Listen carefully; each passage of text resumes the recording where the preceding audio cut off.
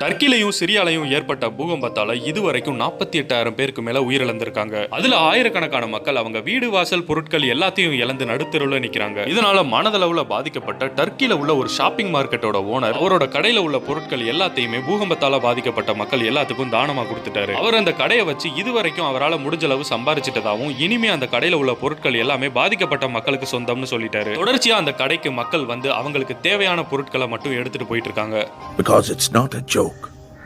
முன்ன பின்ன தெரியாத ஒரு பையனுக்காக கண்ணீர் விடுற அந்த மனசு இருக்க, அதான் கடவுள். சிவமே அம்மா, நாத்திகம் பேசும்